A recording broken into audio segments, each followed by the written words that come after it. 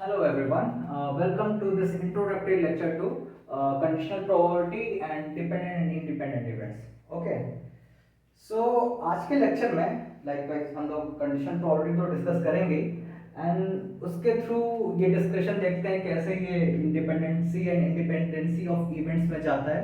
तो let us see before starting the lecture कुछ बातों का ध्यान रखना है हमें. जैसे there are some prerequisites for this particular lecture.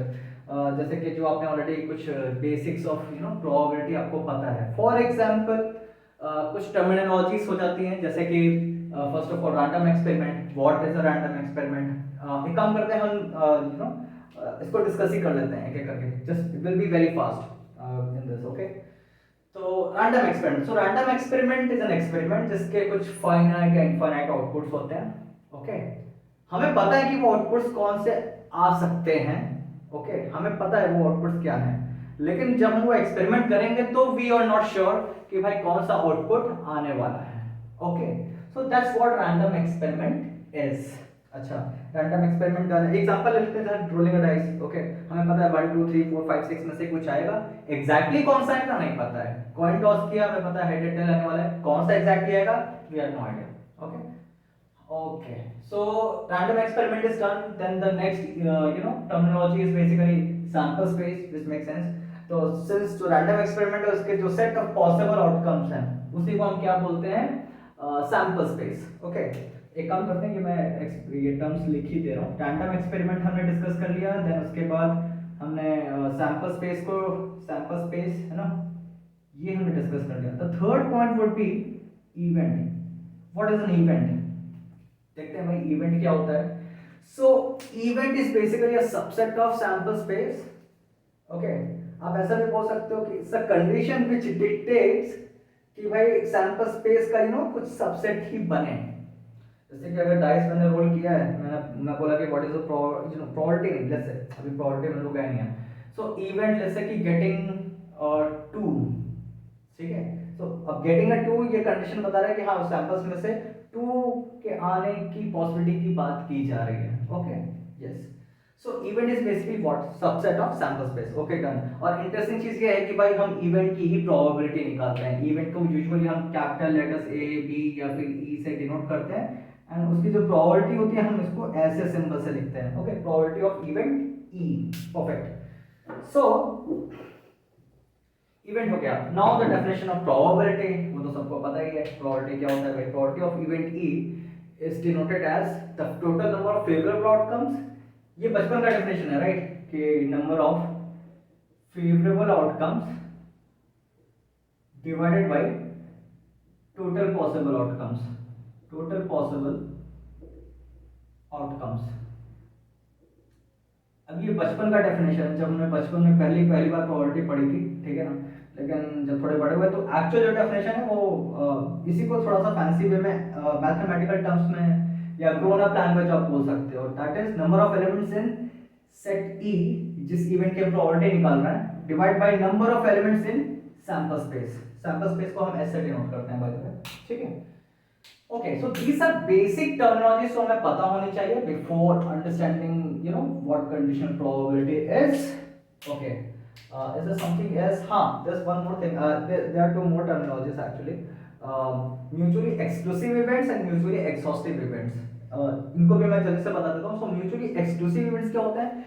ऐसे events जिनका कोई भी common element ना हो. They are mutually exclusive. नाम से ही लग रहा है कि भाई वो exclusive है, वो दो अलग अलग सेट है, उनमें कुछ भी अगर हम वेन डायग्राम में उन दो सेट्स को देखेंगे तो कुछ ऐसा दिखेगा. There will be no intersection part. Okay, example अगर हम डाइस रोल कर रहे हैं गेटिंग अ 2 और 3, one of the event. Other event is getting a 5 और 6. कोई कॉमन नहीं है भाई. Okay, so mutually exclusive events done. Mutually exclusive events and then उसके बाद we will discuss mutually exhaustive events. Exhaustive. अब म्यूचुअली एक्सॉस्टिव इवेंट्स क्या होते हैं? सो इवेंट्स जिनका अगर हम यूनियन ले लें तो सैंपल स्पेस बन जाए. Okay, mutually exhaustive events. जैसे कि अगर हम डाइस रोल कर रहे हैं, मैं ये डाइस वाला एग्जांपल इसलिए ले रहा हूँ, इट्स वेरी कन्वीनियंट. ओके, हमें विजुअलाइज भी हो जाता है बहुत easily. So let's say there is an event getting 1 2 3 4, 1 और 2 और 3 of course, And there's another event, let's say getting 3 or 4 or 5 or 6. अगर हम इनका यूनियन लेंगे तो हमें 1 2 3 4 5 6 सारे एलिमेंट्स मिल जाएंगे सैंपल स्पेस के. So that's what mutually exhaustive events are. Okay, mutually exhaustive events plural है, पेयर में होते हैं, है ना, क्योंकि हम दो इवेंट्स की बात कर रहे हैं. It's not the property of one event. Okay, perfect. So definition भी हमारा हो गया, ये टर्मिनोलॉजीज भी हमने डिस्कस कर ली. Now let's move to conditional probability. What conditional probability is. एक काम करते हैं, हम लोग अपना एक रैंडम एक्सपेरिमेंट ले रहे हैं. The random experiment is rolling a dice. Perfect. और मैं दो इवेंट बना रहा हूं. बाय द वे, ये आप लोगों को भी अब आदत डालनी चाहिए कि think in terms of events. अगर आपको प्रोबेबिलिटी पे कमांड करना है तो think in terms of events. वो जो भी सेंटेंस है उसको इवेंट्स के टर्म्स में सोचिए. जैसे the event 1 is getting a 2 and event 2 is getting an even number. Perfect. अब भाई अगर मैं आपसे पूछूं कि भाई हमने डाइस रोल किया है, 6 पॉसिबल आउटकम्स हैं, ठीक है ना, so what is the probability of event E1. अब तुरंत झट से आंसर दे दोगे सर, हाँ 1/6, because there are 6 possible outcomes, that is the number of elements in the sample space, and एक ही आउटकम देख रहा है जो कि फेवरेबल है ना. Anyway, and if I ask you what is the probability of event E2, आप तुरंत आंसर करोगे हाँ भाई इवेंट नंबर्स कितने हैं, 3 आउट ऑफ 6 पॉसिबल आउटकम्स, तो 3 out of 6 which is 1/2. Okay, perfect. हाँ भाई, तो इसमें नई बात क्या थी. ओके, नई बात ये है कि लेट्स से कि ये डाइस मैंने लिया, ओके, और डाइस लेके मैं बाहर चला गया, क्लासरूम के बाहर चला गया. ओके, तो what is going to happen, मैं बाहर जाके डाइस रोल करने वाला हूं. आपको कोई आइडिया नहीं कि क्या हो रहा है उधर. You don't have any idea. ठीक है, मैंने डाइस रोल किया. डाइस रोल करके मैं अंदर आता हूं, उसका कुछ आउटकम आया था, वो आपको नहीं पता है, वो सिर्फ मुझे पता है. ओके, तो जो भी आउटकम आया मैंने नोट किया नहीं कि उसका मतलब ही नहीं है. That is not the concern. The concern is कि मैं आपको ये आके अंदर बता रहा हूं भाई कि जो भी आउटकम था that was definitely an even number. Okay, now you have to tell me what is the probability of getting a 2. तो आपको समझ में आ रहा है, अभी सिचुएशन चेंज हो गई है. अभी मैं आपसे ये सब सिचुएशन में मैं बाहर नहीं जाता. अगर मैं आपसे एकदम इन द फर्स्ट प्लेस ये पूछता तो आपने ये आंसर किया था इन दोनों इवेंट्स की प्रोबेबिलिटी, राइट. अभी मैं आपसे क्या पूछ रहा हूँ कि what is the probability of getting अ 2, यानी कि मैं इवन की प्रोबेबिलिटी पूछ रहा हूँ गिवन दैट E2 हो चुका है, E2 हैज हैपेंड, यानी कि जो भी आउटकम था that was definitely an even number by. ठीक है, ओके. अब देखिए, सबसे पहली बात, इसी के साथ पहले हम कंडीशनल प्रोबेबिलिटी का नोटेशन सीख लेते हैं. व्हाट इज कंडीशनल प्रोबेबिलिटी, हम ऐसे डिनोट कैसे करते हैं. So conditional probability basically consist of 2 events. एक मेन इवेंट जिसका हम प्रोबेबिलिटी निकालना चाह रहे हैं, एक इवेंट होता और एक दूसरा इवेंट होता है which is being applied as condition. Just like here हमें E1 की प्रोबेबिलिटी निकालनी है गिवन दैट E2 हो चुका है. तो टेक्निकली ये वाली चीज क्या है, कंडीशन है भाई. This is condition. ओके, इसको हम मैथमेटिकली इवेंट, लाइक मैंने बोला था ना कि हम लोग प्रोबेबिलिटी इवेंट्स की निकालते हैं, और तो यहाँ पे इस ये भी technically this whole thing is an event. बस दिस सिचुएशन ऐसी है कि भाई एक इस इवेंट को हम फर्दर ऐसा सोच सकते हैं, even given that E2 has happened. अब इस चीज को मैथमेटिकली लिखते कैसे हैं, इसका एक ऐसा डिनोशन बना दिया गया है कि इसको हम ऐसे डिनोट करेंगे. सो probability of E1 / E2 which means E1 की प्रोबेबिलिटी निकालना है गिवन दैट E2 हो चुका है. तो कंडीशनल प्रोबेबिलिटी में ये चीज आपको ध्यान रखनी है कि इसका मतलब ये होता है भाई. दिस इज हाउ वी या write down the conditional probability in mathematical terms. Okay, okay, हमें ये निकालना है. अब हाँ, तो बैक टू द क्वेश्चन. सो मैंने क्वेश्चन ये पूछा था आपसे, what is the probability of getting a 2 given that even number है. अब हमने कंडीशनल प्रोबेबिलिटी का भी कुछ डेफिनेशन कुछ मैथमेटिकल फॉर्मूला तो पढ़ा नहीं है, लेकिन आप लॉजिक से फाइंड आउट कर सकते हैं. आप सोच सकते हैं, बहुत लोग आंसर सोच भी होंगे, तो मैं उसको बता ही देता हूँ. सो बेसिकली क्या हो रहा है कि आप जो भी पॉसिबल आउटकम्स हैं, आपको पता है कि that would not be now हमारा सैंपल स्पेस अब 1 2 3 4 5 6 नाउ पे क्या हो गया है 2 4 6. Sample space has been reduced, okay, due to the condition. Okay, तो अब जब टोटल पॉसिबल आउटकम्स इस इवेंट की, नया इवेंट क्या हमारा ये है, राइट। तो उसमें जो सैंपल स्पेस है वो हमारा 1 2 3 4 5 6 9 के 2 4 6 हो गया, दैट इज 3।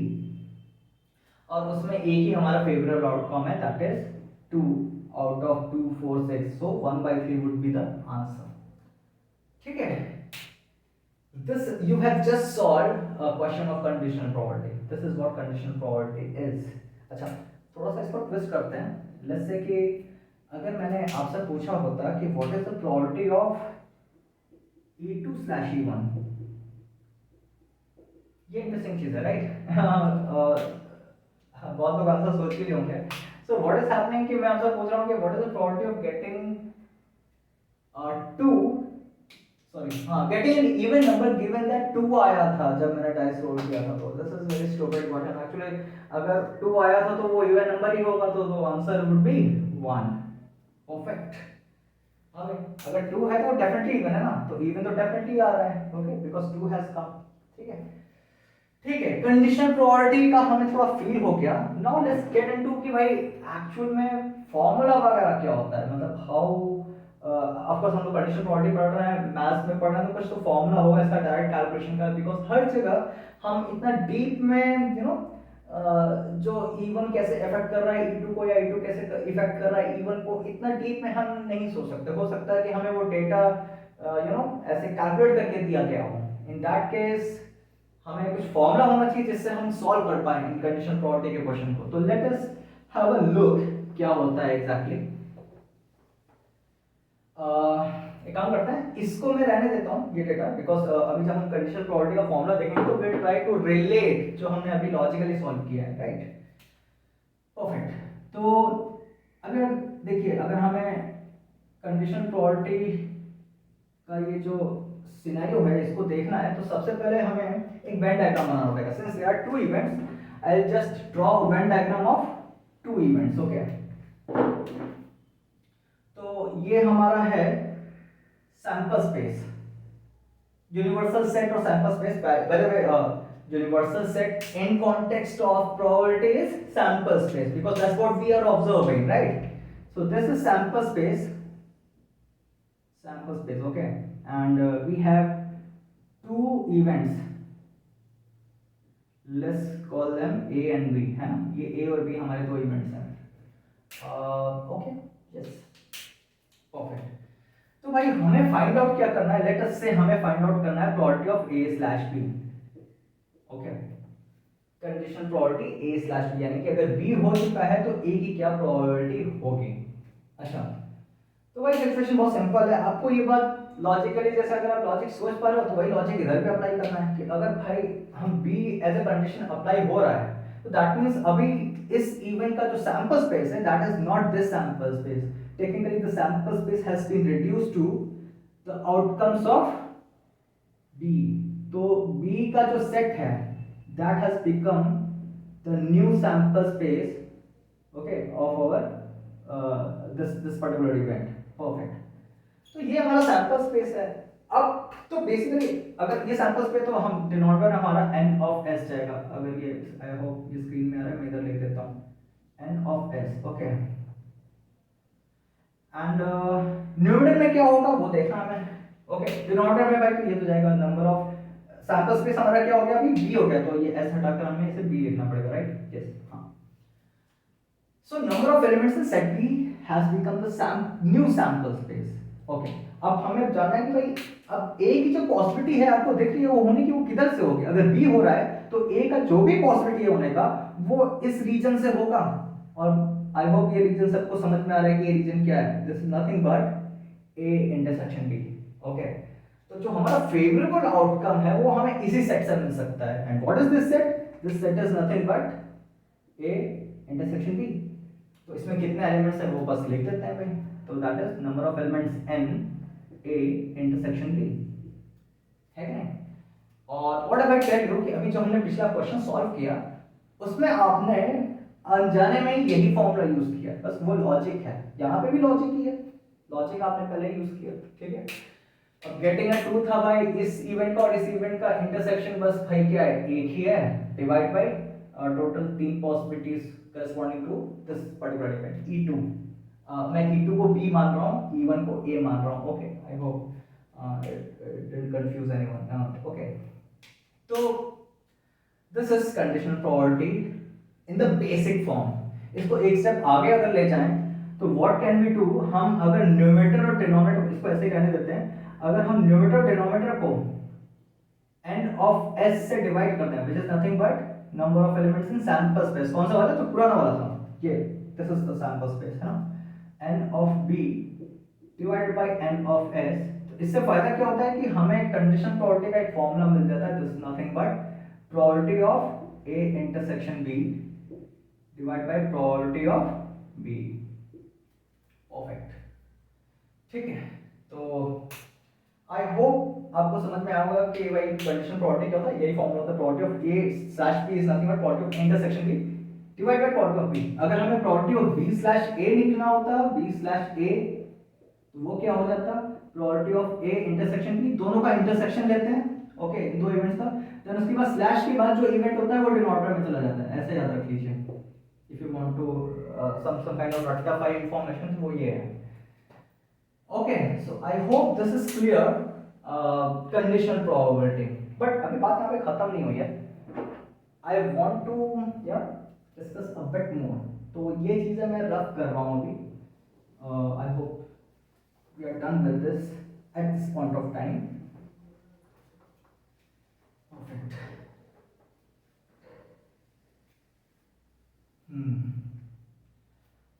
तो हमारा जो फॉर्मूला आया था कंडीशन प्रोबेबिलिटी का, वो मैं इधर लिख रहा हूँ. Probability of a slash b is equal to probability of a intersection b upon probability of b. Okay, पता है अगर इसी फॉर्मूले को मैं थोड़ा सा रीअरेंज करूँ तो हमें ऐसा कुछ मिलता है. Probability of a intersection b is equal to probability of b into probability of a slash b. ठीक है. इसी फॉर्मूले को बाय द वे अगर मैं probability of b slash a लिखा होता तो क्या होता, probability of b slash a होता probability of a intersection b upon probability of a. ठीक है. इसको हमने ऐसे लिखा, इसको हम कैसे लिख सकते हैं जरा देखते हैं. Probability of a intersection b is equal to probability of a into probability of b slash a. आप कुछ ऑब्जर्व कर रहे हो एक्चुअली हो क्या रहा है कि इसी कंडीशनल प्रोबेबिलिटी के फॉर्मूले को हमने इस तरह से रीअरेंज किया है और इसको बहुत अच्छा सा नाम दिया गया है, मल्टीप्लिकेशन थ्योरम. और ऐसा क्यों बोलते हैं वो भी मैं बताता हूं.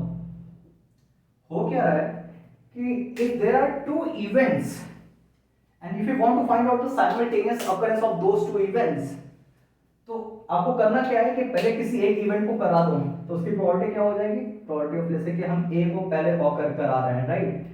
तो ए पहले हो गया, ओके, एंड देन उसके बाद हम प्रोबेबिलिटी ऑफ इवेंट बी निकालते हैं गिवन दैट ए हो गया है. ओके, अच्छा, तो जरा हम इस चीज को समझते हैं. तो दिस इज मल्टीप्लिकेशन थ्योरम. अगर हम यही ऊपर देखें तो यहाँ पे देखिए क्या है, probability of A intersection B. हमने पहले b को करा दिया है, b का ऑकरेंस पहले हो गया है, सो प्रोबेबिलिटी ऑफ b हमने फाइंड आउट किया and then probability of a निकाल रहे हैं गिवन दैट b हो चुका है. ठीक है. अच्छा, तो so far we have learn basically two formulas. एक तो क्या है कंडीशन प्रोबेबिलिटी का formula and the second one is multiplication theorem. हम दोनों को जरा देखते हैं अभी, ठीक है ना. दोनों का देखते हैं, मतलब कंडीशन प्रोबेबिलिटी का आपको समझ में आता है कि हम क्यों पढ़ रहे हैं, बट सर ये मल्टीप्लिकेशन थ्योरम क्या है, मतलब भाई हमने इसको इस फॉर्म में क्यों कन्वर्ट किया, इसकी क्या जरूरत पड़ेगी. एक्चुअली इसकी जरूरत बहुत है, इसका वास्ट यूसेज है. तो हम लोग देखते हैं कि वो कैसे होता है. ओके,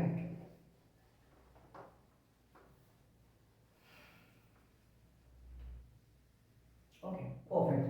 तो सबसे पहले कुछ कंडीशन प्रोबेबिलिटी के क्वेश्चंस करते हैं. ओके, लेट अस से I will give you a question. हाँ, ठीक है, हमने डाइस ही रोल किया. ठीक है, डाइस रोल किया है भाई, यही हमारा रैंडम एक्सपेरिमेंट है. ठीक है. If I, very simple question, let us say कि एक इवेंट हमारा E1 है, getting sum is equal to 5 कर देते हैं. ठीक है. एंड E2 है गेटिंग अच्छा सम इज इक्वल टू 5 इसलिए क्योंकि डाइस एक्चुअली हम क्या कर रहे हैं, डाइस दो डाइस को रोल कर रहे हैं, yes two dice, there are two dice, ठीक है, उसको हम रोल कर रहे हैं and what we are going to get, मतलब ऑफ कोर्स उसका कुछ सम आएगा दो नंबर्स का, ओके। तो इवन बोल रहा है कि भाई getting sum is equal to 5, है ना, one of the number is equal to exactly one कर देते हैं, चलो ज़्यादा अच्छा रहेगा, गेटिंग,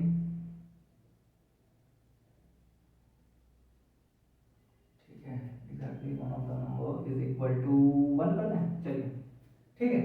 तो यार अभी देखिए अगर मैं आपसे पूछूं what is the probability of event E1, अच्छा सबसे पहले तो देयर आर टू डाइस, तो there are basically 36 possibilities, okay. तो getting sum is equal to 5, 5 हमें कितने तरीके से मिल सकता है, तो let us see 1 4, then 2 3, then उसके बाद 3 2 हो जाएगा, then 4 1, I believe this just 4 possibilities है क्या नहीं।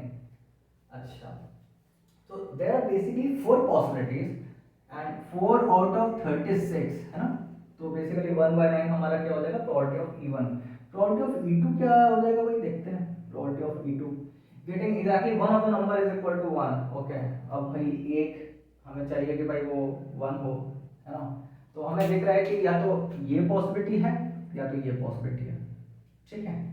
तो there are two possibilities, okay, there are two possibilities in this particular, जिसमें हम साथ में हम ये भी सोच रहे हैं कि भाई इवन हो रहा है। अच्छा अभी मैंने क्वेश्चन बाय द वे पूछा नहीं है, तो question was I was thinking in terms of question only, तो मैं आपसे अगर पूछ रहा हूं what is the probability of E2/E1, है ना, अगर मैं इसको लॉजिकली सॉल्व करूं, ठीक है, लॉजिकली सॉल्व करूं, तो आप अगर इसको देख लिए तो कंडीशनल प्रोबेबिलिटी आपको दिख गया भाई, हाँ 1/2 है, because there are 4 possible outcomes जिसमें सम 5 आएगा और उनमें से दो आउटकम में एग्जैक्टली हमें exactly one of the number is 1 which is 1/2, ठीक है, ये हमें लॉजिकली दिख गया। Let us try to understand कि भाई अगर मैं यही फॉर्मूले से फाइंड आउट करना चाहूं तो कैसे करेंगे भाई, है ना।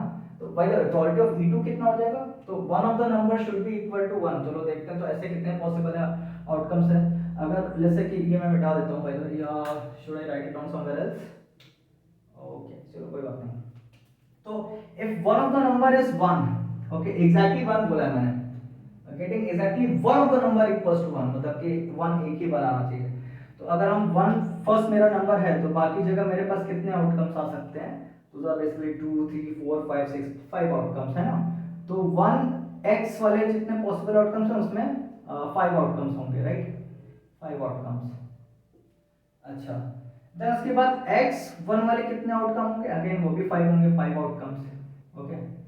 सो नंबर ऑफ आउटकम्स इसमें 1 एक ही बार आ रहा है, ऐसे कितने हैं भाई, 10 आउट ऑफ 36, तो ये प्रोबेबिलिटी ऑफ इवेंट E2 क्या होगा भाई, 10 आउट ऑफ 36, ठीक है। हमें फाइंड आउट करना है ये, लॉजिकली हम ऑलरेडी फाइंड आउट कर चुके हैं, हम मैथमेटिकली भी देख रहे हैं कि जो फॉर्मूला हमने पढ़ा है कंडीशन प्रोबेबिलिटी का उससे आ रहा है कि नहीं, तो we want to find out probability of E2/E1, okay, that is nothing but probability of E1 intersection E2 divided by probability of E1। अच्छा आप देख लो कि दोनों के डिनोमिनेटर में भाई वो बाई 36 तो आएगा ही, ठीक है ना, तो वो कैंसिल आउट हो जाएगा। तो एनीवे देखते हैं probability of E1 intersection E2। अब भाई वो जो 10 आउटकम्स हैं, ठीक है ना, उन 10 आउटकम्स में हम चाहते हैं कि यू नो E1 भी ऑकर करे E2 भी ऑकर करे, ठीक है। तो E1 E2 साथ में ऑकर करने के भाई बस यही तरीके हैं, है ना, कितने हो गए भाई बताइए, दो ही तरीके हैं, ओके।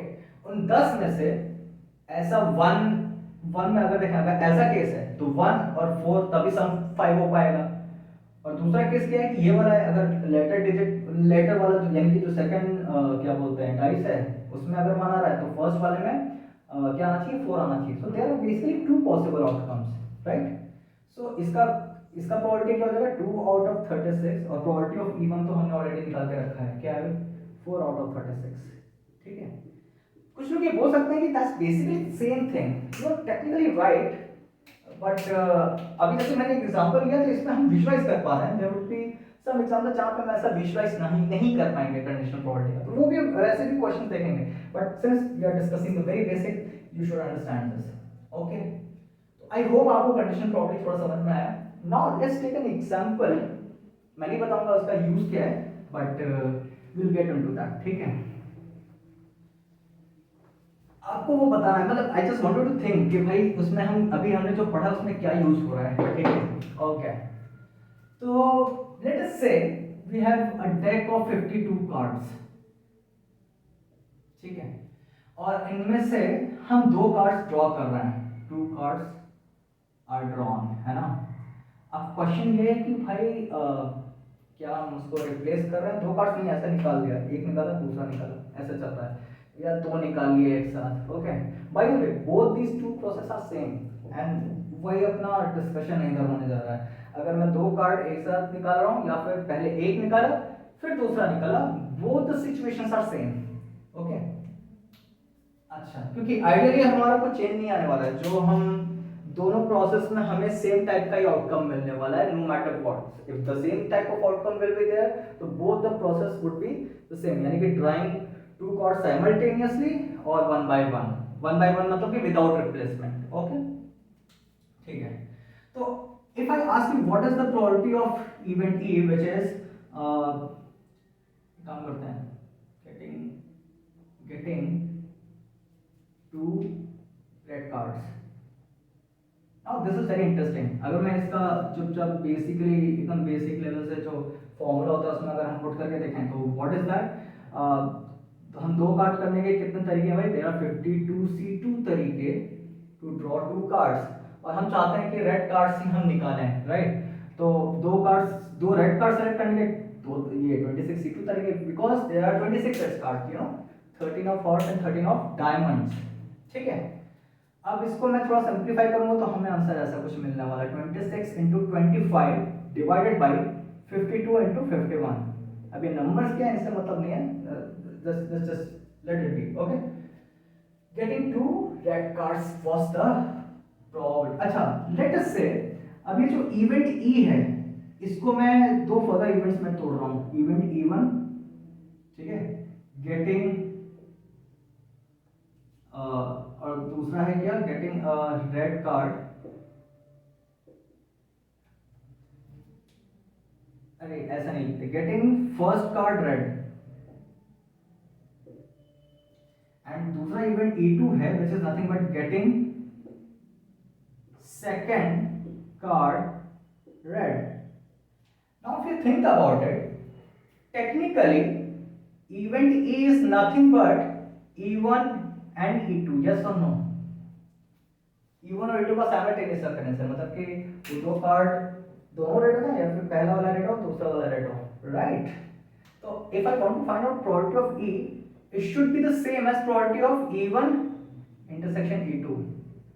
अभी आपको समझ में आया कि हमने जो कंडीशनल प्रोबेबिलिटी का दूसरा फॉर्म पढ़ा था, which is multiplication theorem, यानी occurrence of two simultaneous events is basically किसी एक इवेंट की प्रोबेबिलिटी निकाल देते हैं, किसी एक को पहले करा दो फिर दूसरे की प्रोबेबिलिटी निकालो गिवन दैट पहला इवेंट हो चुका है। तो exactly that's what we are going to do.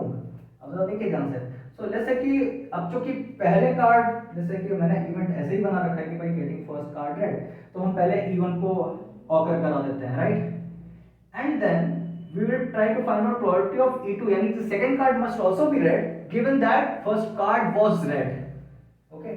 E1 and E2, E1 को पहले करा दिया and then probability of E2 slash E1।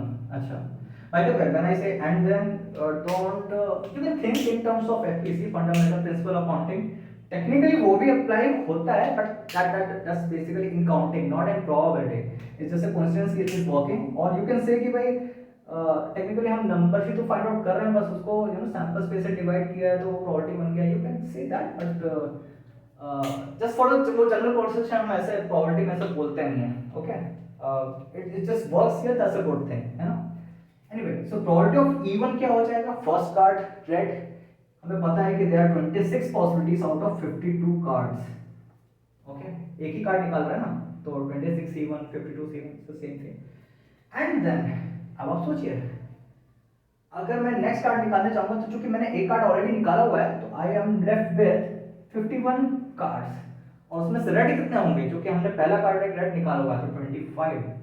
As you can see both these answers are same, हमने बस अप्रोच जो है डिफरेंट तरीके से किया है, ओके, ये तो कन्वेंशनल जो फॉर्मूला होता है प्रोबेबिलिटी का उसी से आ गया है, लेकिन we can think this particular example in terms of conditional probability also. आप देख रहे हैं कैसे कंडीशनल प्रोबेबिलिटी अप्लाई हो रहा है।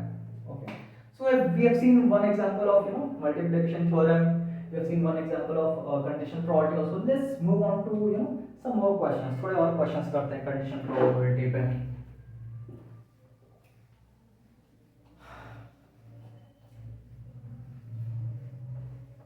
Okay,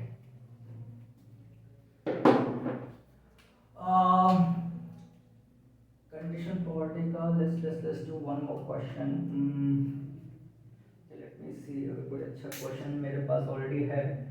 5 balls to what effective, अच्छा चलिए ठीक है। so this is a question, जैसे कि एक बॉक्स है, इसमें there are basically 5 bulbs, ठीक है, there are 5 bulbs out of which 2 are defective, 2 defective है ना। अगर 2 defective है तो बाकी 3 क्या है, नॉन डिफेक्टिव, ठीक है। anyway, तो the problem statement है कि हम क्या कर रहे हैं कि इसमें से हम एक बल्ब निकाल रहे हैं, एक एक करके बल्ब निकाल रहे हैं, सो दैट हम वो डिसीजन ले लें कि हाँ हमने जो नॉन डिफेक्टिव बल्ब है वो हमने निकाल लिए भाई, हमने पता कर लिया कि कौन सा डिफेक्टिव बल्ब है। So what we are doing, we are taking out bulbs one by one until unless we are sure कि हाँ वो डिफेक्टिव वाले हमने देख लिए हैं भाई, है ना, डिफेक्टिव वाले कौन से बल्ब है हमने डिटेक्ट कर लिया है। तो question is what is the probability that the defective bulbs are detected in second try, ठीक है, पहला क्वेश्चन ये है, और दूसरा क्वेश्चन है थर्ड ट्राई। तो हमने सेकंड ट्राई में दोनों डिफेक्टिव बल्ब्स को डिटेक्ट कर लिया है, एक ये क्वेश्चन है, और थर्ड ट्राई में हम दोनों डिफेक्टिव बल्ब्स को डिटेक्ट कर लेना है, ये क्वेश्चन है।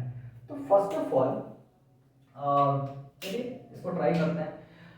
सो अगर पहले इस क्वेश्चन करते हैं फर्स्ट वन, सेकंड ट्राई में हमने डिटेक्ट कर लिया, ये कब पॉसिबल हो सकता है, ये कब पॉसिबल होगा, जब हमने जो फर्स्ट वर्ड ड्रॉ किया होगा वो भी क्या रहा होगा, वो डिफेक्टिव रहा होगा, एंड देन उसके बाद हमने सेकंड वर्ड को ड्रॉ किया वो भी क्या होगा, डिफेक्टिव रहा होगा, ठीक है ना। और भाई लोग इस क्वेश्चन को करने के लिए मैं मल्टीप्लिकेशन थ्योरम यूज करने वाला हूं, आप देख सकते हो कैसे। अगर मैंने फर्स्ट वर्ड निकाला है और वो डिफेक्टिव है तो क्या प्रोबेबिलिटी है उसकी। अगर मैं इसको इवेंट के टर्म्स में लिखूं तो ऐसा ऐसा कुछ लिखेंगे, probability first bulb defective intersection second bulb defective, ठीक है। That's what this probability is, है ना। इसी की प्रोबेबिलिटी हमसे पूछा कि व्हाट इज द प्रोबेबिलिटी कि भाई सेकंड ट्राई में आप बल्ब दोनों बल्ब डिफेक्टिव बल्ब को डिटेक्ट कर लोगे। Okay, I hope I was clear while I was stating the problem statement. Okay okay, तो this is basically consists of basically two events, probability of event E1 and E2, right। यानी कि पहला bulb defective हमने detect किया है और second try में भी हमने डिफेक्टिव बल्ब को डिटेक्ट किया है। तो by the virtue of multiplication theorem इसको क्या लिख सकते हैं, probability of E1 into probability of E2 slash E1। ध्यान दीजिए E1 कंडीशन में अप्लाई हो रहा है, तो अगर हमने पहला बल्ब को डिटेक्ट किया विच वाज डिफेक्टिव तो हमें पता है कि 2 out of 5 possibilities, right, 2 out of 5, and then इसको देखना है भाई, यानी कि सेकंड बल्ब भी डिफेक्टिव हो given that the first bulb was defective, तो फर्स्ट बल्ब डिफेक्टिव तो हमने निकाल लिया, तो बचे कितने बल्ब्स हैं, 4, और उनमें से हमें बेसिकली उसमें से तो डिफेक्टिव कितना ही बचा होगा, एक ही बचा होगा, है ना, 1 आउट ऑफ 4, तो भाई ये कितना आ रहा है 1/10, ठीक है। So this is the first question. अब इसका जो सेकंड पार्ट है वो ट्राई करते हैं। अब इसमें चलिए लॉजिक जरा देखते हैं हम। जो ट्राई है ना उसको मैं ऐसे डिफेक्टिव नॉन डिफेक्टिव ऐसे लिखता हूँ, यानी कि D defective and non defective, ठीक है।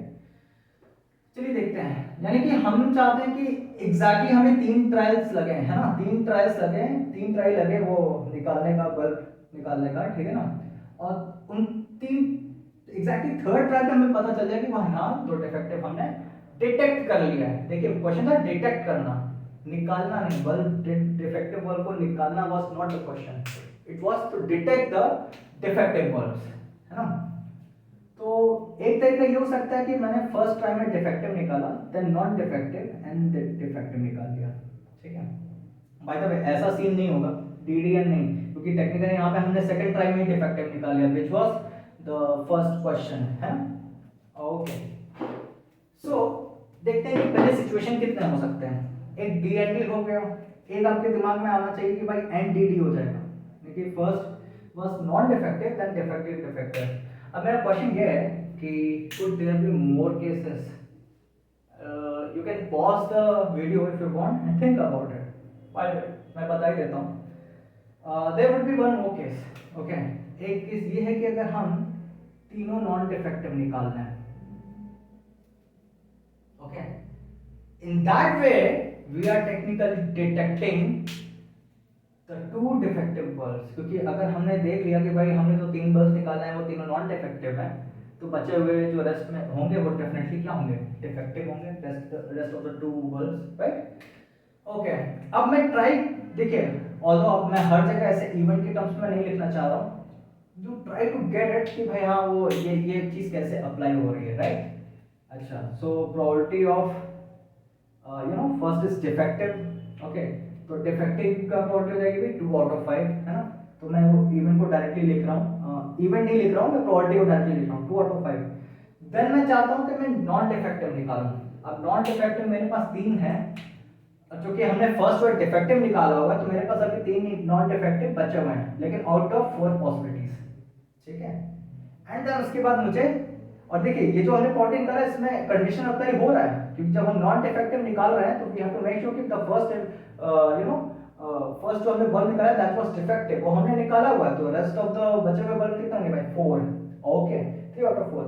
अब हम चाहते हैं कि द थर्ड ट्राई में हमें एक डिफेक्टिव बल्ब निकालना है, तो वो बचा हुआ कितना है, एक ही है, और हमारे पास टोटल बल्ब्स कितने बचे हैं, 3। अगर मैं इसको सिंप्लीफाई करूं तो भाई कितना आ जाएगा, 1/10 आएगा, ठीक है। ये सिचुएशन के करेस्पॉन्डिंग 1/10 है। अच्छा, अब देखिए, अच्छा कुछ बातें हैं जो ऑलरेडी हो चुकी हैं, लेकिन फिर से मैं बता रहा हूँ। दीज 3 इवेंट्स, है ना, probability of occurrence of this event, this event, ये तीनों इवेंट क्या है भाई, म्यूचुअली एक्सक्लूसिव है, ये कभी साइमल्टेनियसली ऑकर नहीं करेंगे। That's why we will be adding these two probabilities. हम क्या कर रहे हैं, इसकी प्रोबेबिलिटी निकाल रहे हैं, इसकी प्रोबेबिलिटी निकाल रहे हैं, और इसकी प्रोबेबिलिटी निकाल रहे हैं। Since these 3 events are mutually exclusive, that's why हम जब इसका probability of A union B union C निकालेंगे तो वो क्या आएगा, बस यही आएगा, probability of A plus probability of B plus probability of C. Each and everything has some reason, आपको बस सोचना है वो, राइट, क्योंकि बाकी जो इंटरसेक्शन वाले पार्ट्स हैं वो क्या हो जाएंगे, जीरो हो जाएंगे, because these 3 events are mutually exclusive. Anyway, तो मैं ये मिटा देता हूं। ओके, तो probability of NDD by non defective कितने, 3 आउट ऑफ 5, है ना, into 2 out of 4 into 1 out of 3। I hope this quite self explanatory, आपको समझ में आ रहा है, ठीक है ना। ये भी कितना आ जाएगा, 1/10।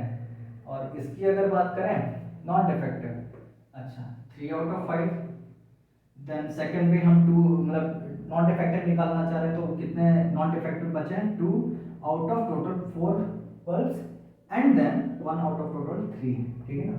इसको भी सॉल्व किया तो 10 1/10 आ जाएगा। So the answer is 1/10 plus 1/10 plus 1/10 which is 3/10।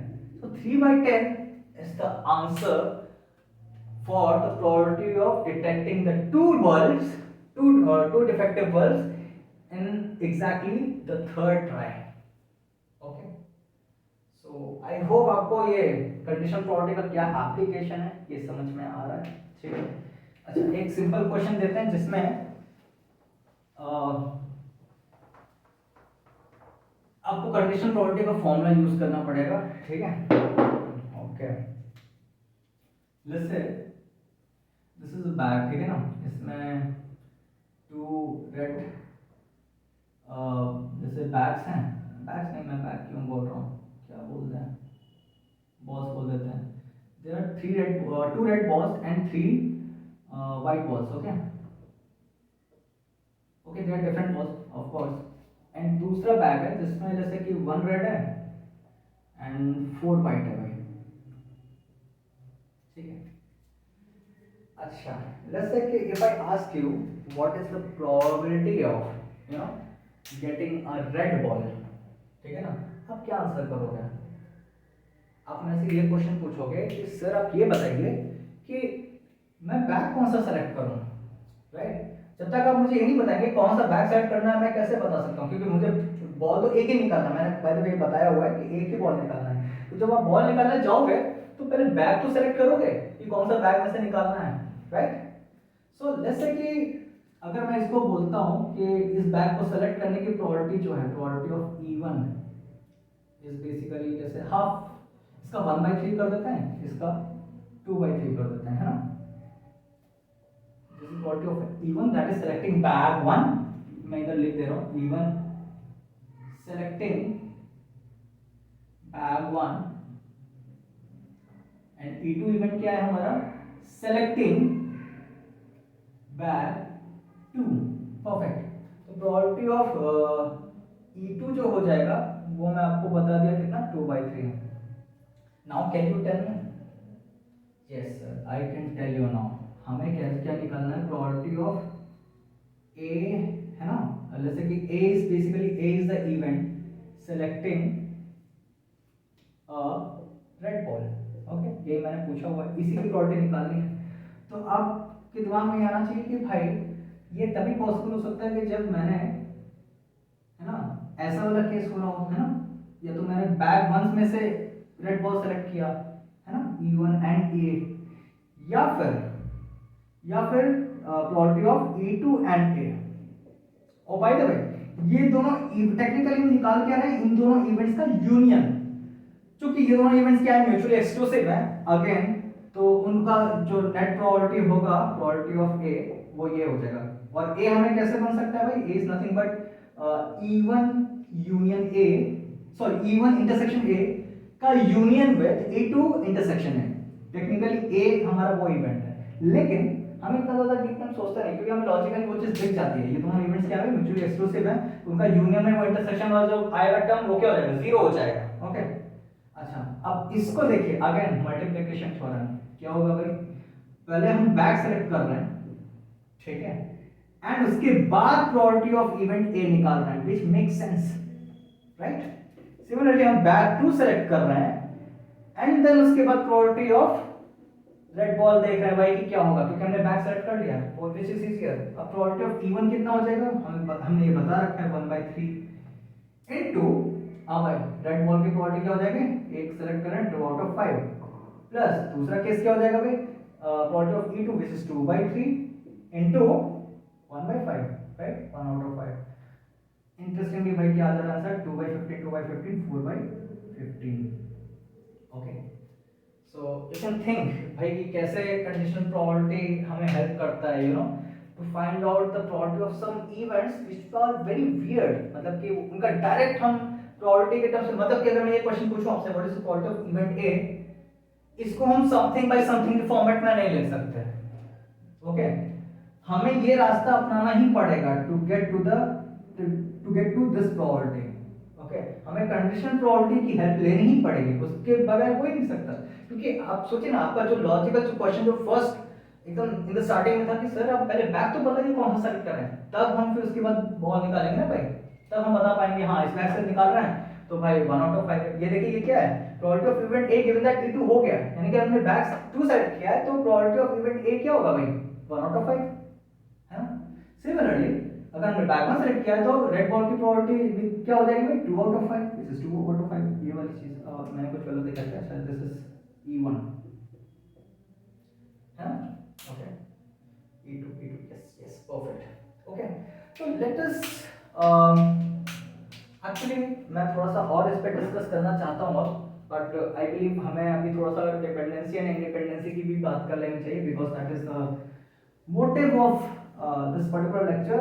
और उसको समझने के बाद हम लोग कंडीशनल प्रोबेबिलिटी के और क्वेश्चंस करेंगे, ठीक है, अगर टाइम हमें अलाउ करता है तो। Okay, so let us try to understand dependency and independency of events. Although starting में usually first lecture में ये डिस्कस किया जाता है प्रोबेबिलिटी के, बट इसको ज़्यादा डिटेल में डिस्कस नहीं कर सकते, because you must know condition probability to understand dependency and independency of events. Okay, ठीक है, तो अब क्या होता है भाई वो देखते हैं ज़रा, dependency and independency of events.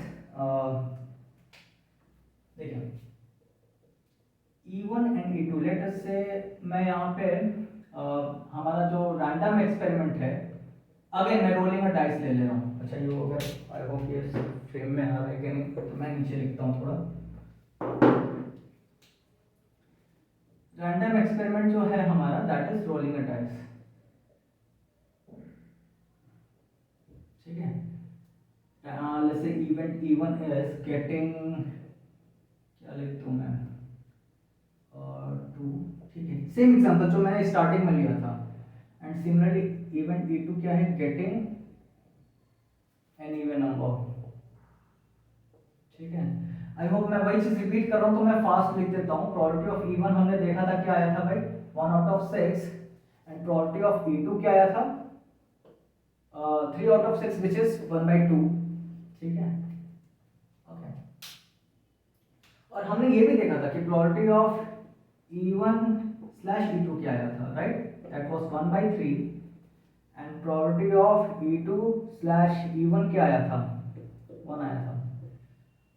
Okay, तो क्या भाई गेटिंग इट टू 1/6, और अगर even number as a condition apply हो रहा है तो 2, 4, 6 में से एक पॉसिबल आउटकम है 1/3, ठीक है। प्रोबेबिलिटी ऑफ E2 1/2 है भाई, 3/6 पॉसिबिलिटीज। एंड अगर हम बता रहे हैं कि भाई 2 आया हुआ है, तो इवन नंबर आने की पॉसिबिलिटी क्या हो जाती है भाई, एग्जैक्टली 100% हो जाती है ना प्रोबेबिलिटी, दैट्स व्हाई इस प्रोबेबिलिटी इज 1। अच्छा, तो इस पर्टिकुलर एग्जांपल्स को देख के हमें क्या समझ में आ रहा है, सबसे पहले डेफिनेशन में बात करते हैं, dependent and independent events. So two events are called dependent if occurrence of one affects the probability of occurrence of another, ठीक है। अब इसका क्या मतलब है, साक्षात एग्जांपल आपको देख रहा है, आप देखिए ना, E1 की प्रोबेबिलिटी कुछ है, E2 की प्रोबेबिलिटी कुछ है, लेकिन जैसे E2 हुआ तो उसने क्या कर दी, E1 की प्रोबेबिलिटी को चेंज कर दी, ठीक है। सिमिलरली E2 की प्रोबेबिलिटी पहले ये थी, लेकिन जब E1 ऑकर हुआ तो E2 की प्रोबेबिलिटी चेंज होकर 1 हो गई भाई। तो आप देख लो कि एक इवेंट का हैपनिंग दूसरे इवेंट के हैपनिंग और उसकी प्रोबेबिलिटी को क्या कर रहा है, चेंज कर रहा है, प्रोबेबिलिटी को चेंज कर रहा है, हैपनिंग नहीं, प्रोबेबिलिटी को चेंज कर रहा है, ये बोलना चाहिए, ठीक है ना। तो ये याद रखिए कि भाई अगर occurrence of one event is affecting the probability of occurrence of another, then the two events are called mutually they are basically dependent events, they are depending on each other, okay।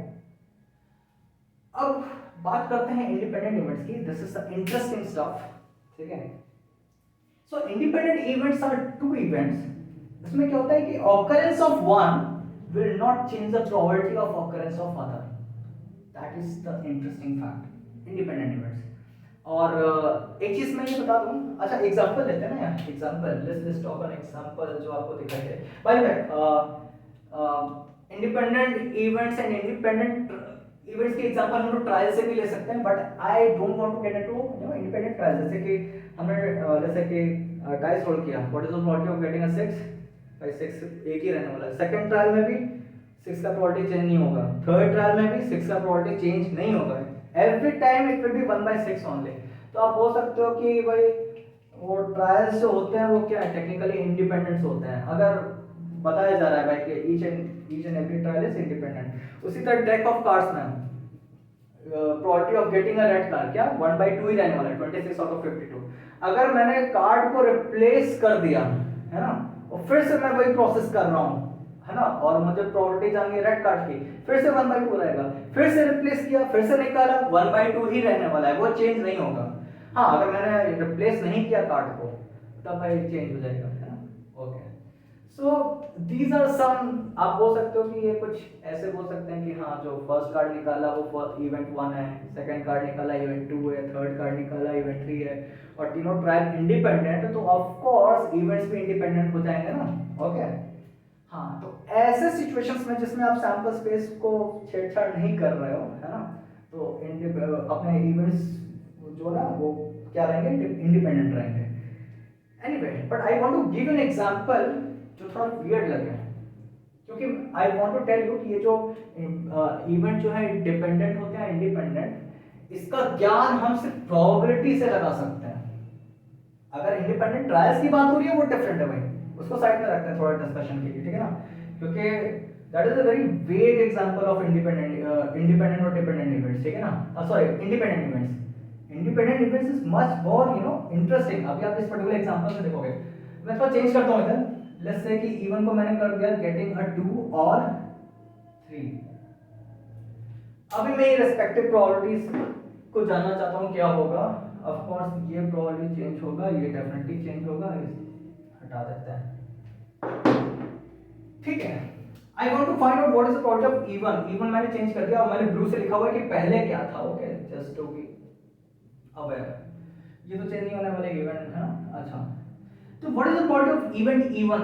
हमें पता है कि यार 2 और 3 हमारे दो possible favourable outcome है out of 6 possible outcome, so 2 out of 6, and इसकी पॉसिबिलिटी तो वही रहने वाली है, e2 क्या था अपना इवन नंबर वही रहेगा। अच्छा, now let us try to find out what is even even slash e2 और इसकी प्रोबेबिलिटी क्या है भाई। अच्छा, अगर हमें इवन नंबर आया है तो 3 की पॉसिबिलिटी हो सकती है क्या? नहीं, जो पॉसिबिलिटी होगी वो 2 की होने वाली है।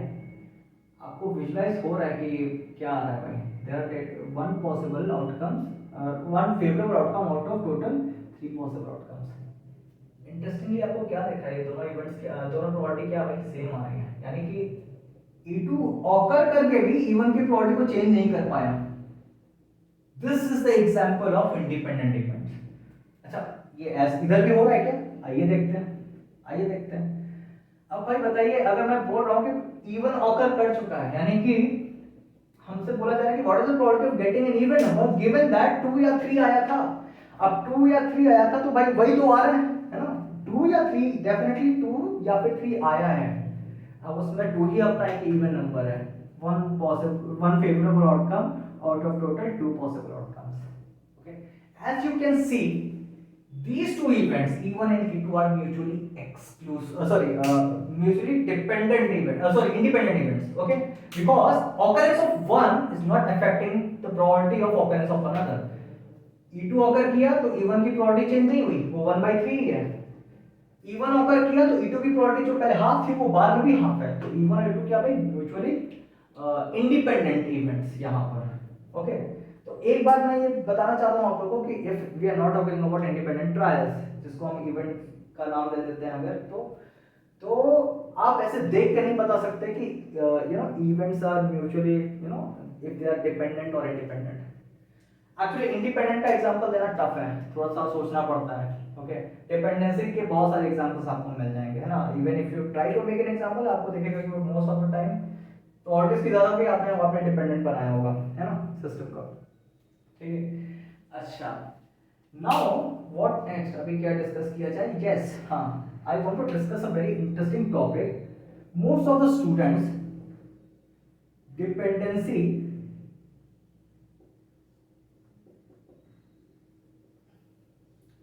इंडिपेंडेंसी को कंफ्यूज करते हैं एक्सक्लूसिविटी से और एग्जॉस्टिविटी से। मतलब किसी को किसी से भी कर लेते हैं, मोस्टली सोचते हैं इंडिपेंडेंसी एक्सक्लूसिविटी सेम है, ऐसा नहीं है। So mutually exclusive events are not, मतलब कि वो इंडिपेंडेंट इवेंट्स होते हैं, ऐसा बोलना सही नहीं है। In fact it is totally wrong. Why it is wrong? Because mutually exclusive events are technically dependent if you think about it. ठीक है, अगर मैं मैथमेटिकल फॉर्मूला अगर देखना चाहूँ, ठीक है ना, फॉर्मूला अभी मैंने फॉर्मूले का डिस्कशन ऐसे नहीं किया है, तो इस ऐसे ही डिस्कस कर सकते हैं। चलो अभी इसको लॉजिकली मैं डिस्कस करता हूँ। Since the two events are mutually exclusive, occurrence of one will make sure कि दूसरा ऑकर ना करे। ओके, तो इफ वन इज, जैसे कि मैं एग्जांपल ले लेता हूँ, इवेंट E1 हमारा क्या है, इवन नंबर, इवेंट E2 क्या है, odd number, getting an odd number, getting an even number. Okay, अब प्रोबेबिलिटी ऑफ E1 क्या है, half, probability of E2 half है। लेकिन अगर मैं आपसे पूछूं what is the probability of E1 slash E2, यानी कि what is the probability of getting an even number given that odd आया हुआ है। अब भाई ऑड नंबर ऑकर किया हुआ है तो उसमें इवन का भी होगा क्या? No, so probability will be 0। तो technically exclusive events are always dependent because occurrence of one is making the probability of occurrence of other equal to 0. Okay, so ये बात आपको समझनी पड़ेगी भाई, इनका आपस में ऐसा रिलेशन होता नहीं है। बहुत लोग कंफ्यूज होते हैं कि भाई independent events are exclusive events. नहीं भाई, ऐसा नहीं होता है। In fact independent basically independent events are, exclusive events are basically dependent. Exclusivity is not independency. Okay, तो ये ध्यान रखिएगा। एनीवे, सो आई होप ये अपना जो डिस्कशन था और ये डिस्कशन, ये दोनों हम रिलेट कर पाए, ठीक है। Let's talk more. अभी मैं I want to end this lecture. It's already been very long. I just want to end this particular lecture with an example, ठीक है ना। एक अच्छा सा क्वेश्चन करते हैं and then we'll end this lecture.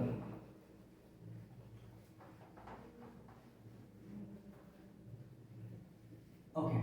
So the question is, answer question थोड़ा बड़ा है तो I need to look at my notebook and उसमें क्वेश्चन में दिया गया है कि मैं आपको एक मैट्रिक्स जैसा एक कुछ दे रहा हूँ, ठीक है। What is this matrix? अभी आपको समझ में आ जाएगा। There are basically 3 cross 3. Okay. I hope it is visible to you. Okay. So what is happening कि ऐसा समझ लीजिए कि there are 3 parties, party 1, party 2 and party 3, है ना। They are contesting for general elections. Okay. मतलब कि उन्हीं में से कोई आता है, मतलब सत्ता पे आता है, कोई बाकी लोग के अपोजिशन में रहते हैं, things are like that. Okay. So वो क्या रहा है कि आपको ये बता दिया जा रहा है कि ये जो सिंबल है PIJ, इसका मतलब ये है कि probability of J coming to, या जब कमिंग टू पावर में लिख रहा हूँ भाई, ये सब न्यूज का जो इफेक्ट है, probability of J winning election, है ना, winning election given I is in power, ठीक है ना। ओके, तो इस सिंबल का मतलब ये है भाई कि what is the probability of that J will win the election given that I power में। तो I, आप समझ लो कि I अभी सत्ता में है और J को फिर J अगर सत्ता में आएगा तो उसकी क्या प्रोबेबिलिटी होगी इलेक्शंस में, है ना। तो ये कुछ बेसिकली देयर आर 3 पार्टीज, तो आपको ये दे रखा है, ये वैल्यूज दे रखी है। P11 की वैल्यू कितनी है, P22 की वैल्यू कितनी है ना, ये वैल्यूज हमें दे रखी है।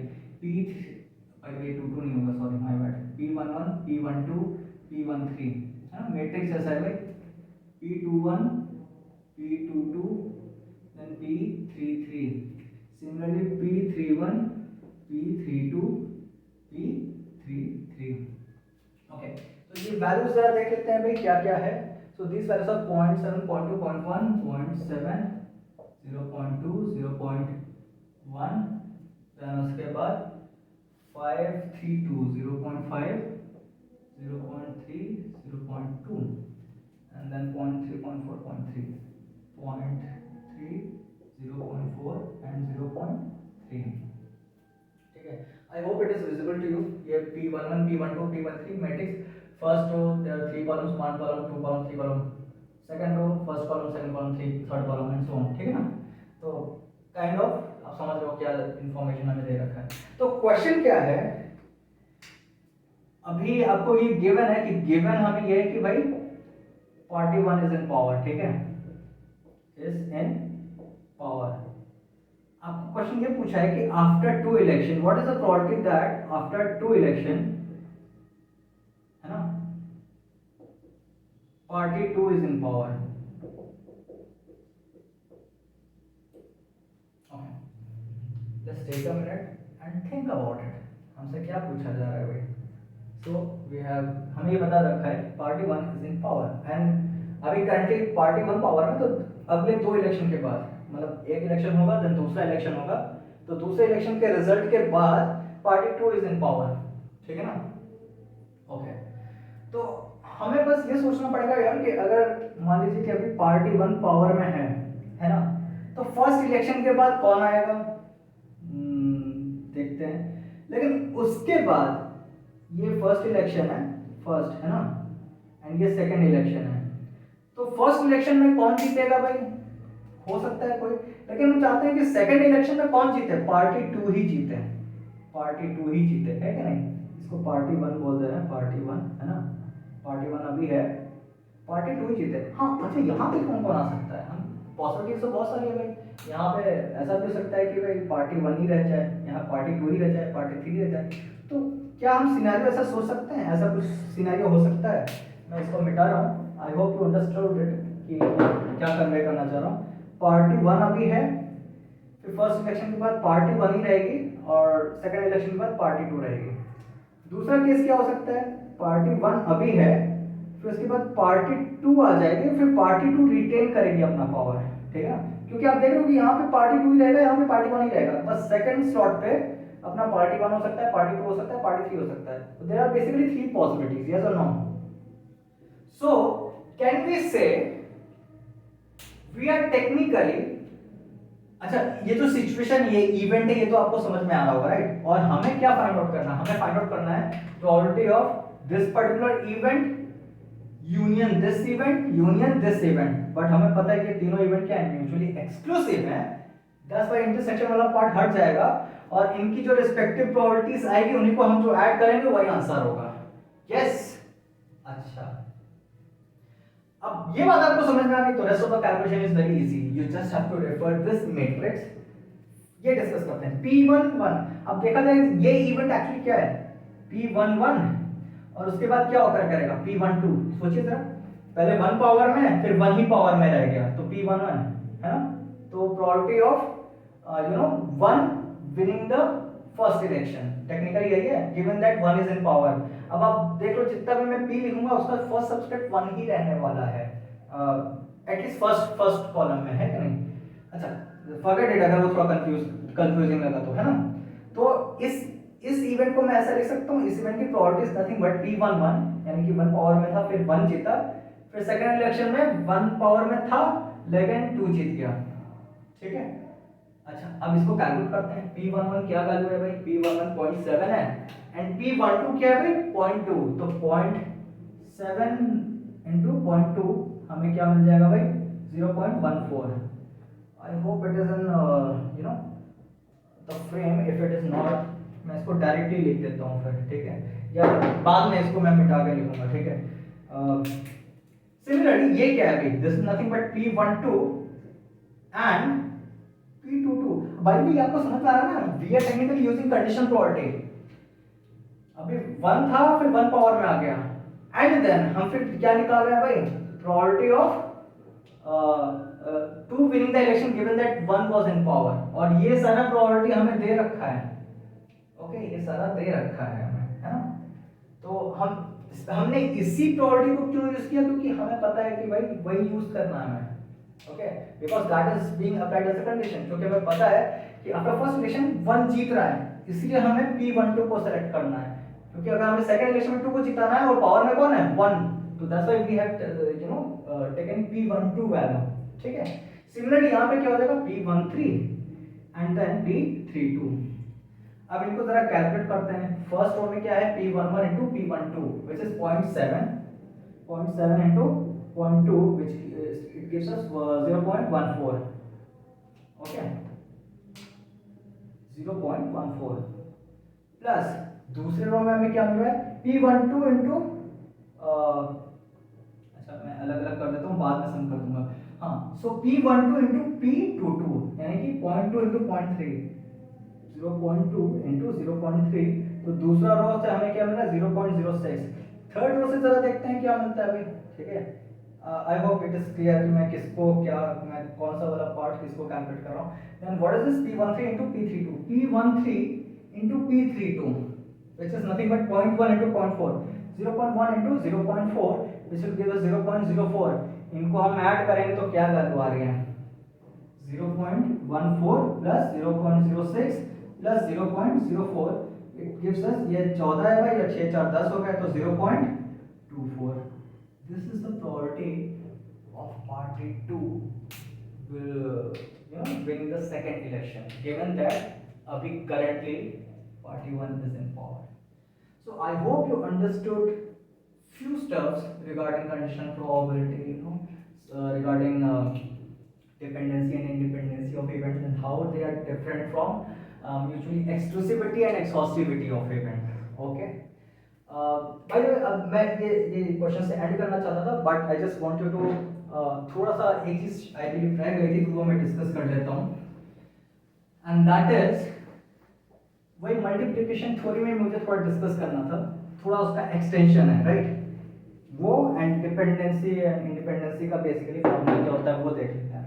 एनीवे सो यार देखो होता क्या है कि प्रोबेबिलिटी ऑफ, मैंने आपको ये बताया हुआ है कि ये तो ऐसा होता है probability of A into probability of A slash B, but sir technically हमने ऐसे सिचुएशन को भी यूज कर लिया है। हाँ मैंने बताया नहीं था लेकिन हमने क्वेश्चंस करके रखा हुआ था।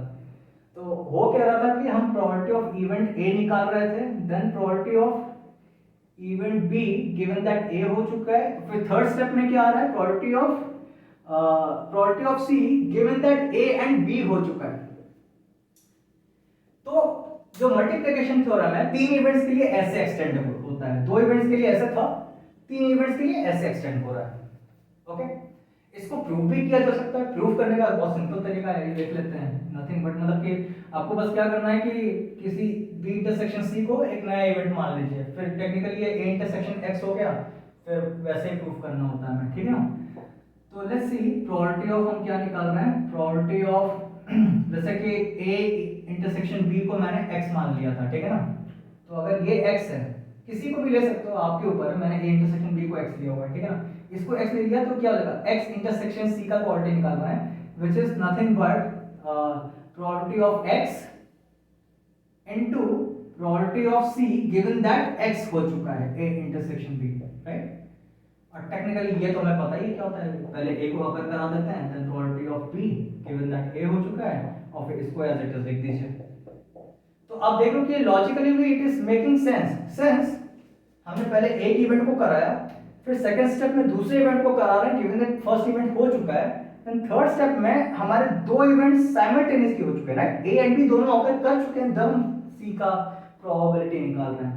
तो you should just remember this formula also for three event, and as you can pretty much understand कि भाई अभी आगे क्या होगा, फिर ये इसको हम चार इवेंट्स के लिए एक्सटेंड करें तो क्या होने वाला है, राइट, लॉजिकली। फिर यहाँ पे क्या हो जाएगा, फिर ए बी सी तीनों हो चुके होंगे, देन डी की प्रोबेबिलिटी क्या होगी, ऐसा निकालते हैं हम लोग, ठीक है। So I hope you understood this part, and this one final part which where we have to बस ये डिपेंडेंट इवेंट्स और इंडिपेंडेंट इवेंट्स की बात हो रही थी ना। So if two events are independent, is there a mathematical formula to understand कि भाई हम डिटेक्ट कर पाए if two events are independent. तो भाई चलिए देखते हैं क्या होता है। इफ लेट्स से कि हमारे ये दो इवेंट्स हैं ए इंटरसेक्शन बी, और ये दोनों क्या है, इंडिपेंडेंट है ना। तो होता क्या है कि इसको हम ऐसा लिख सकते हैं, probability of A into probability of A slash B, sorry B slash A, this is nothing but probability of B slash A, ठीक है। अब अगर आपको पता है कि भाई ए और बी इंडिपेंडेंट है, यानी कि ए का ऑकरेंस बी की प्रोबेबिलिटी को चेंज नहीं कर रहा है, वाइस वर्सा, तो टेक्निकली मैं इसको क्या लिख सकता हूं, probability of A into probability of B, because this will not change since A and B are independent। तो जब कभी भी आप ऐसे, ये मैथमेटिकल रूल है भाई कि if two events A and B are independent, तो ये चीज होल्ड करेगी भाई, okay. Now so this is the mathematical condition for two events to be independent, okay। आप देख रहे हो कि ये जो इंडिपेंडेंसी, भाई तो मैंने बताया ना, इंडिपेंडेंसी को हम ऐसे डिटेक्ट ऐसे देख के नहीं बता सकते, we need to discuss their probabilities. हम प्रोबेबिलिटी को देख के बता सकते हैं कि भाई इवेंट्स हमारे इंडिपेंडेंट है कि नहीं, ठीक है। अच्छा, एज यू कैन सी जो डिपेंडेंसी इंडिपेंडेंसी वाला जो नेचर है, that is not a set based result, है ना, it's an outcome based result, probability based result, है ना, ओके। अच्छा, अब सर जरा ये बताइए कि अगर तीन इवेंट्स इंडिपेंडेंट है तब क्या सिचुएशन होगी, तो उसका कंडीशन मैं बता देता हूँ भाई। If three events A B and C are independent, है ना, तो आपको याद रखना है they must be pairwise independent, है ना, पेयर वाइज इंडिपेंडेंट। ये मैं किसकी बात कर रहा हूँ, थ्री इंडिपेंडेंट इवेंट्स, है ना,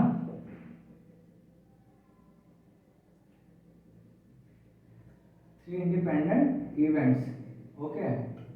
तो इसका कंडीशन क्या होगा भाई, they must be pairwise independent, यानी कि probability of A section B is equal to P into PB, है ना। यही चीज बीसी के लिए भी अप्लाई होगी, probability of B intersection C is equal to probability of B into probability of C, and similarly C के लिए अप्लाई होगी, that is probability, sorry C और ए के लिए, यानी कि A C is equal to probability of, क्या कर रहा हूँ मैं, probability of B into probability of C and then probability of A into probability of C, right. तो this is pair wise independency, है ना, क्योंकि हम पेयर वाइज देख रहे हो, पेयर वाइज इंडिपेंडेंसी का क्या रूल था, ये रूल था। तो देन उसमें पेयर वाइज इंडिपेंडेंट का मतलब ये है इंटरसेक्शन भी probability of A into probability of B, जो ये फॉर्मूला है। एंड दूसरा क्या है कि भाई ये चीज साथ में भी होनी चाहिए, यानी कि probability of A intersection B intersection C must be equal to probability of A into probability of B into probability of C, ठीक है। अच्छा, so this is the rule for three events to be independent, है ना भाई। अगर आपसे सिर्फ बोला जाए कि three events are pairwise independent, तो इसकी बात नहीं की जा रही, सिर्फ इसकी बात की जा रही है, इन तीनों की, है ना। But if they are independent events complete, तो भाई ये दोनों कंडीशन सेटिस्फाई करनी चाहिए, तभी हम बोलते हैं कि three events are pairwise independent. Okay, थोड़ा सा हम आगे जाते हैं, बस एक लास्ट एक फंडा है, अभी इसको खत्म ही कर देते हैं डिपेंडेंसी इंडिपेंडेंट, कि भाई if two events are independent, A and B are independent, है ना, तो आपको ये जानना है कि भाई ए बी इंडिपेंडेंट इवेंट्स हैं, तो आपको ये पता होना चाहिए कि ए कॉमा बी भी होंगे independent events, sorry A comma B dash क्या है भाई, complement of B, right. Similarly A dash comma B भी हमारे इंडिपेंडेंट इवेंट्स होंगे और A dash comma B dash भी होंगे हमारे इंडिपेंडेंट इवेंट्स। मैं एक का प्रूफ कर दे रहा हूं, बाकी आप भी रिलेट कर सकते हो, मतलब इसका कहने का मतलब है ये कि probability of A and B dash, sorry इधर लिखता हूं फ्रेम में शायद आउट ऑफ हो रहा होगा, probability of A and B dash is equal to probability of A into probability of B dash. अब इसको सॉल्व कैसे किया जाए, मतलब कि इसका प्रूफ कैसे, ये तो विजुअलाइज नहीं हो रहा है, तो आइए देखते हैं इसको। इसको देखने के लिए मैं एक वेन डायग्राम बना लेता हूँ, ठीक है। वेन डायग्राम बनाया और इसमें ये दो हमारे सेट जा रहे हैं which will be A and B, okay. Venn diagram, I hope it is visible, frame में अच्छे से आना चाहिए बस। So this is A and this is B, ठीक है, ये हमारा ये इंटरसेक्शन भी है, ठीक है। अच्छा, so we want to find out the probability of A and not B, यानी कि A में से इस सेट का मतलब क्या है कि A हो बट B नहीं होना चाहिए, यानी कि we are talking about only A, है ना। तो ये इवेंट हमें कैसे मिलेगा, देखिए ध्यान से, अगर जो मैं लिख रहा हूँ वो सही है कि नहीं। अगर हम A में से probability of A intersection B घटा दे, तो technically we are finding out this probability only, right? Probability of A and not B, yes or no? है ना? A में से ये intersection part पे ही तो B आ रहा होगा, और तो कहीं आएगा नहीं, वो हटा दिया तो only A बचेगा भाई, है ना, A and not B। अब इंटरेस्टिंग है कि भाई हमें ये पता है कि A और B इंडिपेंडेंट इवेंट्स है, राइट। तो इसको मैं क्या लिख सकता हूँ, probability of A into probability of B, right. और आप देख रहे हो कि मैं इधर से probability of A कॉमन लूंगा, क्या बनेगा 1 माइनस प्रोबेबिलिटी ऑफ बी। आपको समझ में आ गया भाई कि ये क्या बन जाएगा, प्रोबेबिलिटी ऑफ ए, और इसको मैं क्या लिख सकता हूँ, probability of B complement. So you see हमने ये डिराइव कर दिया। तो उसी तरह बाकी केस को भी आप बहुत इजीली डिराइव कर सकते हो। रिलेशन आपको याद रखना है कि भाई अगर ए और बी इंडिपेंडेंट है तो ए बी डैश भी इंडिपेंडेंट होगा, ए डैश बी भी इंडिपेंडेंट, ए डैश बी भी इंडिपेंडेंट होगा, और A dash and B dash भी इंडिपेंडेंट होंगे भाई, ठीक है ना। So I guess with this funda we'll end our lecture now.